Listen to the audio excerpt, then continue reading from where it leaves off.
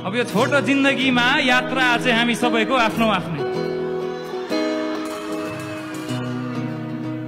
भर्खर सुरु भा हो, भर्खर सुरु भा, कतिचोटि लड्नै बाँकी छ।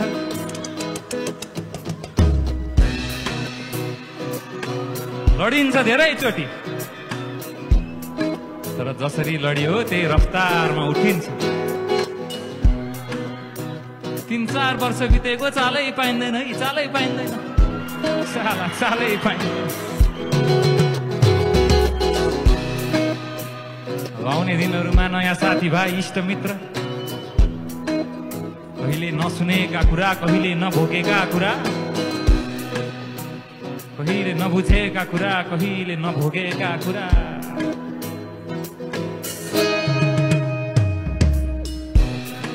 कहिले काहीँ यस्तो आउला तपाईहरूको जिन्दगीमा, राति भक्कानो छोडेरै रुन मन लाग्छ है। जिन्दगीसँग हार मान्ने अवस्थाहरू करोडौं आउँछ, करोडौं आउँछ। आफ्नो दिमागभित्रका अनगिन्ती स्वरहरूले लाइफमा लिएका डिसिजन्सहरूलाई कोतार्छ, साह्रै कोतार्छ, साह्रै कोतार्छ, साह्रै कोतार्छ।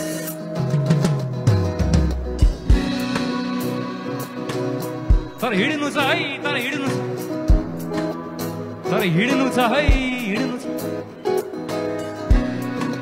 मान्छे भएर यो संसारमा आइया छ, यो संसारसँग भिड्नु छ है, यो संसारसँग भिड्नु छ।